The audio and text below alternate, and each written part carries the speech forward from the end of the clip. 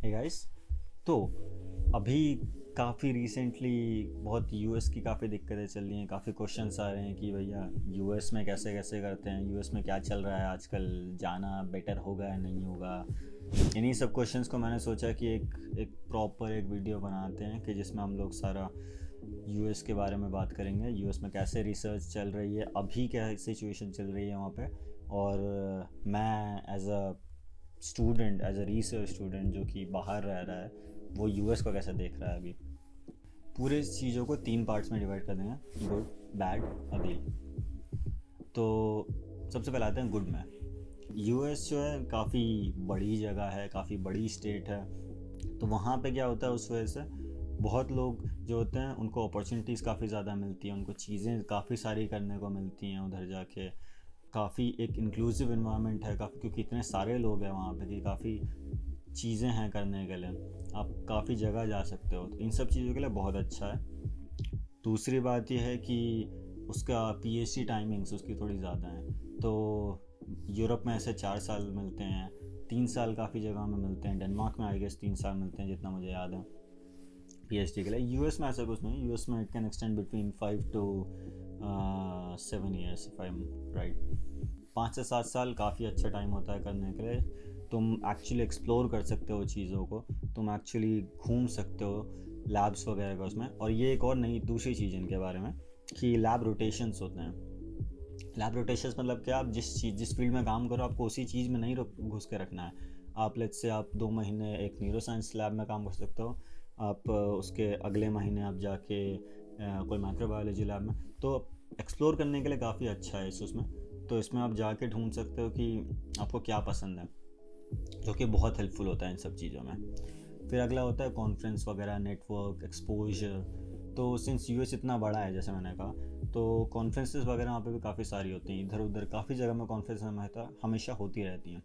इसकी वजह से क्या होता है कि आप जाके नए लोगों से मिलते हो, अपनी रिसर्च एक्सप्लेन करते हो, आप जाके लोगों से बात करोगे कि भाई मैं इस चीज़ों के बारे में इस चीज़ों में काम कर रहा हूँ, और जो कि एंड में आपको हेल्प करते हैं। जैसे काफ़ी लोग क्या करते हैं, अभी जैसे मेरे उसमें भी काफ़ी सीनियर्स फिनिश कर रहे हैं, तो वो कॉन्फ्रेंसेज में जाते हैं, वो लोगों से बात करते हैं, वो बोलते हैं कि हाँ मेरी पीएचडी या मेरी पोस्ट डॉक ख़त्म होने वाली है, I am searching for another job या ऐसे करके। और फिर वहाँ पे अगर कोई दूसरा बंदा जिससे बात करें, अगर उसके पास ओपनिंग है तो कहेगा हाँ मेरे पास ओपनिंग है, जॉइन मी। तो इसके बाद है वर्ल्ड क्लास फैसिलिटीज़ है वहाँ पे उस जगह में। काफ़ी सारे लोग हैं जो वहाँ जाना प्रेफर करते हैं, क्योंकि इतने सारे इक्विपमेंट्स हैं उस जगह में। काफ़ी यूनिवर्सिटीज़ हैं जैसे हार्वर्ड वगैरह हो गया। अगर वहाँ पे आपको कोलैबोरेशन, तो आप सीधा जाके काम कर सकते हो, जो कि पीएचडी वगैरह में आप नोटिस करोगे कि पोस्ट डॉक में, रिसर्च में इन जनरल, कोलैबोरेशन बहुत काम आते हैं। अगर कोई चीज़ हो जो तुम नहीं कर सकते अपनी लैब में, या फिर उसका इक्विपमेंट बहुत महंगा है और तुम्हारा कोलैबोरेटर कर सकता है, तो तुम बहुत केसेस में जस्ट जाके उनके पास काम कर सकते हो। यही से काफ़ी कोलैबोरेशन बढ़ते हैं, पेपर्स में नाम आता है, बहुत बहुत फ़ायदे हैं उस चीज़ के। तो वही सेम चीज़, इंटरडिसिप्लिनरी कोलैबोरेशंस बढ़ते हैं। अभी जैसे मेरा था, मुझे एक स्पेसिफिक इक्विपमेंट चाहिए था जो कि केमिस्ट्री बिल्डिंग में था। तो मैंने क्या किया, मैंने वहाँ पे जाके मेल किया, अब वो किया, और वहाँ पे जाके इक्विपमेंट यूज़ कर दिया। अब मैं फिर भी कुछ कुछ काफ़ी हद तक यूके में लिमिटेड हूँ, जो कि छोटा सा एक आइलैंड है एसेंशियली। यूएस में वैसा कुछ नहीं है, यूएस बहुत बड़ा है। तो जहाँ पे तुम्हारे कोलैबोरेशन जा रहे हैं, तुम वहाँ पे जाके उनका सामान यूज़ कर सकते हो with permission of course, but mostly ऐसा चलता है। अब आते हैं दूसरे पार्ट में, द बैड। सब कुछ एकदम बढ़िया नहीं है, सब कुछ एकदम परफेक्ट नहीं है यहाँ पे। काफ़ी चीज़ें हैं जो कि इम्प्रूव हो सकती हैं। उनमें से एक मेन चीज़ है, जो एडमिशन के जो बैरियर्स हैं ना, वो बहुत ज़्यादा हैं। इनसे मैं क्या मीन करता हूँ कि जब आप अप्लाई करोगे ना उधर के पीएचडी वगैरह प्रोग्राम्स में, पोस्ट डॉक्स का अलग चीज़ है, बट पीएचडी एप्लीकेशन में स्पेसिफिकली जब आप अप्लाई करोगे, आपको अराउंड एप्लीकेशन करने के लिए ही अराउंड 10,000 रुपये देने पड़ेंगे ऑन एवरेज। काफ़ी केसेस में अगर आप गाँव से हो तो वो काफ़ी केसेस में वेव कर देते हैं पूरी एप्लीकेशन फ़ी को, बट वो रेयर है, हमेशा नहीं होता है, लेकिन हो सकता है। तो हमेशा हर बार चेक करना। अराउंड 10,000 रुपये आपको एप्लीकेशन में डालने पड़ेंगे। उसके बाद हो गया कि आपको जाने के लिए भी आपको इंग्लिश टेस्ट देने पड़ते हैं यहाँ पे। तो टोफल हो गया है, आई एल टी एस उतना नहीं चलता है, टोफल ज़्यादा चलता है। तो अगर आप यूएस का ही स्पेसिफिक प्लान करें तो टोफल देना पड़ेगा। उसमें भी पहली बात वो टेस्ट बहुत एक्सपेंसिव है। एक बार वो टेस्ट दे दिया उसके बाद आपको यूनिवर्सिटीज़ के नाम लिखने पड़ेंगे जिनमें आपको वो टेस्ट के रिजल्ट्स भेजने हैं। तो आई गेस 5 यूनिवर्सिटीज़ के नाम भेज सकते हो आप। और अगर उसके बाद आपको और किसी यूनिवर्सिटी में भेजना है तो ऑफ कोर्स पैसे देने पड़ेंगे। तो काफ़ी मनी ओरिएंटेड है एप्लीकेशन सिस्टम, काफ़ी ज़्यादा पैसे। मैं उन दोस्तों को भी जानता हूँ जिन्होंने एकदम 70-80 हज़ार रुपये खर्च किए थे सिर्फ एप्लीकेशन करने में। टोटल करके उन्होंने 7 या 8 एप्लीकेशन डाले, जो कि ठीक है बट स्टिल वेरी एक्सपेंसिव।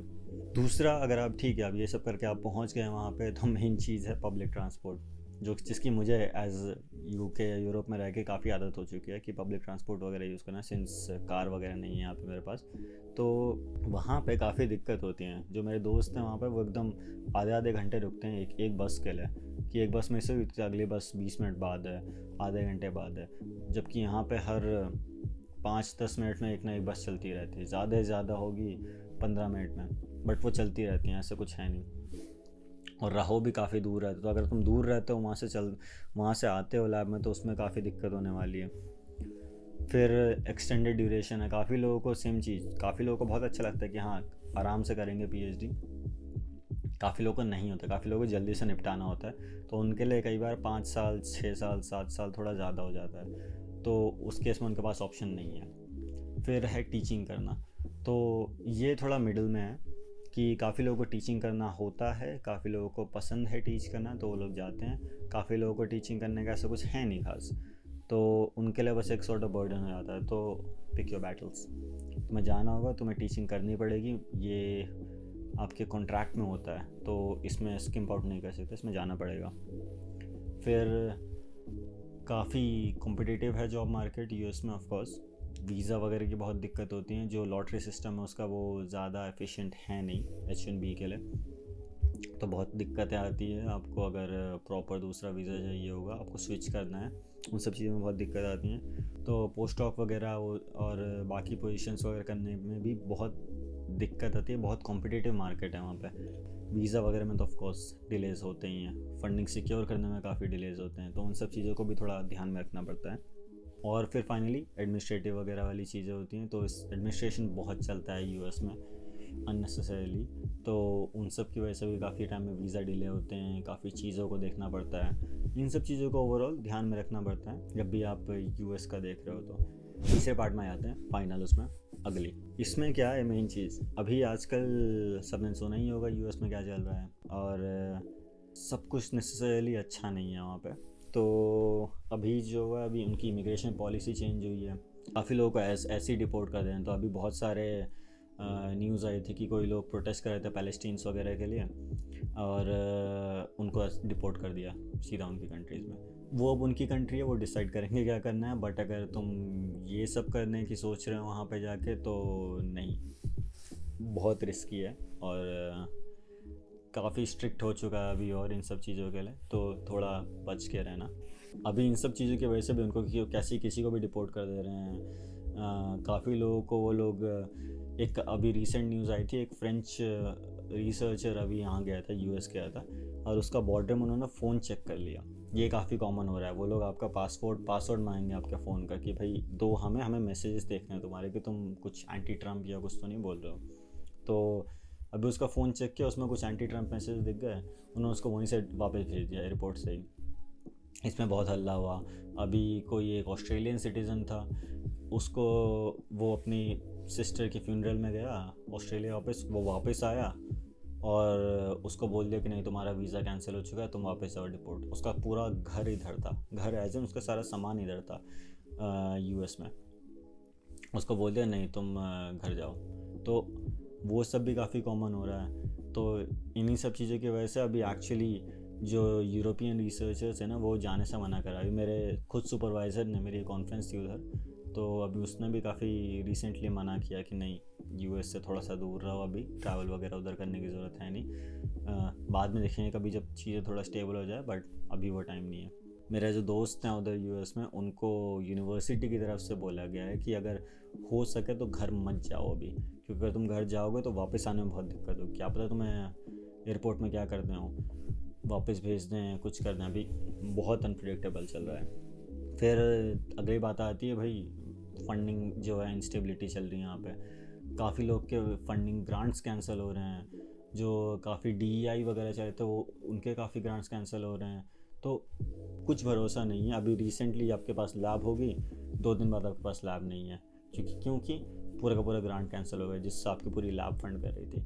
तो बहुत अनप्रेडिक्टेबल है इन सब चीज़ों में। आपको ये भी देखना पड़ेगा कि मेरा फंड्स कहाँ से जा रहे हैं, मेरे ग्रांट्स कहाँ से आ रहे हैं, उन सब चीज़ों को देखना पड़ेगा। फिर है आपका पॉलिटिक्स वगैरह घुस रही है साइंस में वहाँ पर।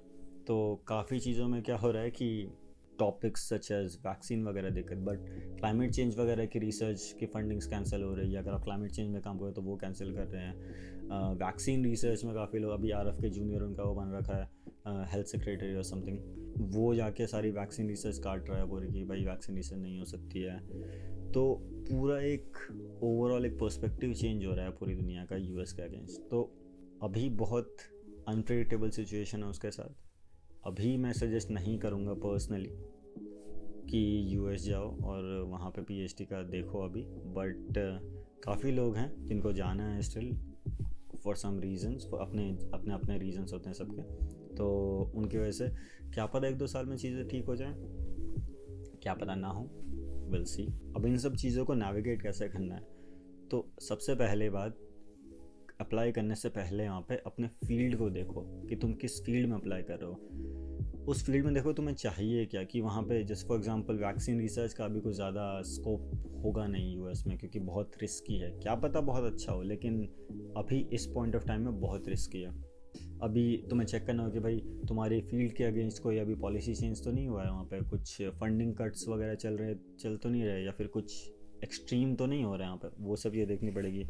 फिर अगर तुम्हारा फील्ड इन्वॉल्व करता है काफ़ी फील्ड वर्क को, कि तुम्हें बाहर जाना होगा, US से बाहर जाना होगा काम करने के लिए, अलग अलग कंट्रीज़ में जाना होगा, उस केस में भी तुम्हें दिक्कत आ सकती है, क्योंकि ऑफकोर्स बॉर्डर कंट्रोल्स काफ़ी दिक्कत दे रहे हैं आजकल। तुम जाओगे बाहर और काफ़ी केसेस में तुम्हें अंदर नहीं आने देंगे वापस। और फिर अभी टैरिफ वगैरह का सिस्टम तो सबने सुना ही था। टैरिफ की वजह से क्या हो रहा है, प्राइसेस बहुत बढ़ रहे हैं, कभी कम हो रहे हैं, बहुत अनप्रेडिक्टेबल चल रहा है। तो थोड़ा ये भी देखना कि जितने पैसे तुम्हें वहाँ पे ऑफ़र कर रहे हैं वो उस अनबैलेंस को थोड़ा काउंटर करने में हेल्प करे। कि फॉर एग्जांपल अगर आपको सिर्फ उतने पैसे मिलने हैं कि आप जस्ट गेट बाय कर रहे हो, तो अगर रिसेंटली अगर कुछ टाइम बाद अगर आप कॉस्ट ऑफ लिविंग बढ़ गई अगर वहाँ की, तो बहुत दिक्कत हो जाएगी।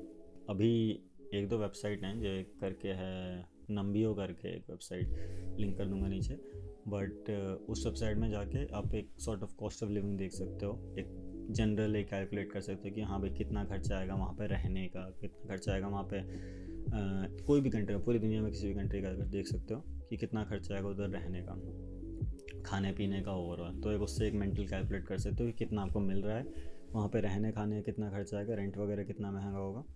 और एक उस ब्रैकेट में थोड़ा एक फ्लेक्सिबिलिटी होनी चाहिए कि आप उसको अकाउंट कर सको कि अगर थोड़ा सा बढ़ भी गया प्राइस सारी चीज़ों में, तो आप रह सको वहाँ पे, आप एकदम होमलेस ना हो जाओ वहाँ पे।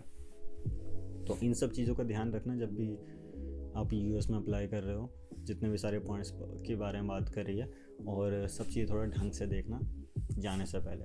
बहुत अनप्रेडिक्टेबल सिचुएशन है, होपफुली कुछ टाइम में अच्छी हो जाए, बट तब तक के लिए देखना। Okay, and I will see you next time.